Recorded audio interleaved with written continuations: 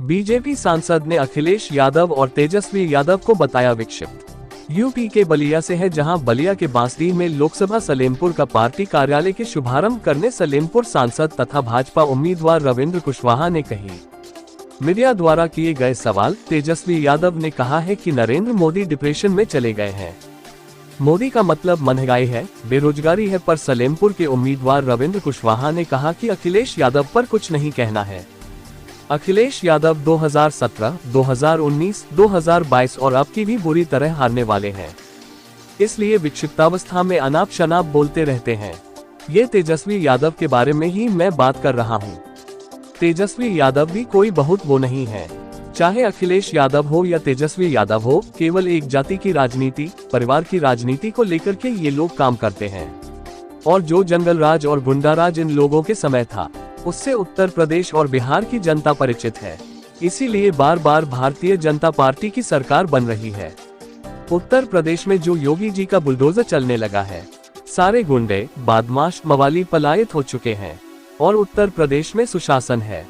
राहुल गांधी द्वारा आरक्षण पर ट्वीट करने के सवाल पर कहा कि जिस पार्टी ने संविधान की धज्जियां उड़ाई और देश के अंदर आपातकाल लागू किया, उनकी दादी इंदिरा गांधी ने देश के संविधान की कभी परवाह नहीं किया और सारे, चाहे वह सर्वोच्च न्यायालय हो, चाहे चुनाव आयोग हो, चाहे हमारी जितनी संवैधानिक संस्थाएं हो, सबकी धज्जियां उड़ाने का काम किया।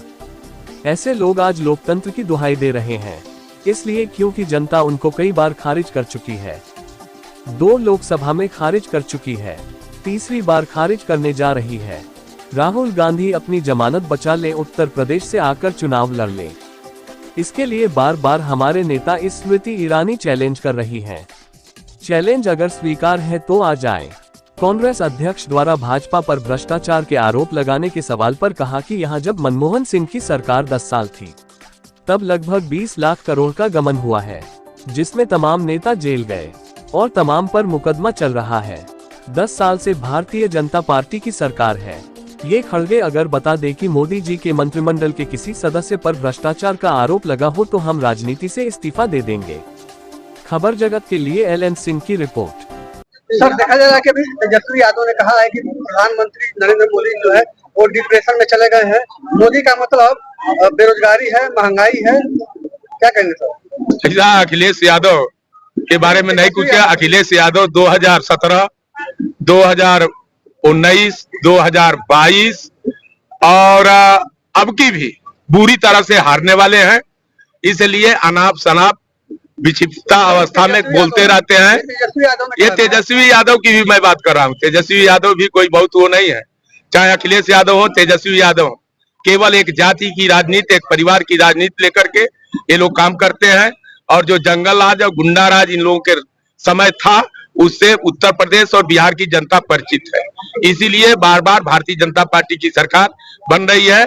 और उत्तर प्रदेश में योगी जी का जो बुलडोजर चलने लगा है ना, सारे गुंडे, बदमाश, मवाली पलायित हो चुके हैं और उत्तर प्रदेश में सुशासन है। अभी राहुल गांधी ने ट्वीट किया है और कहा है कि संविधान को भी आपको मिला है और अधिकार, आवाज और आरक्षण, लेकिन मोदी आपसे ये अधिकार छीनना चाह रहे हैं।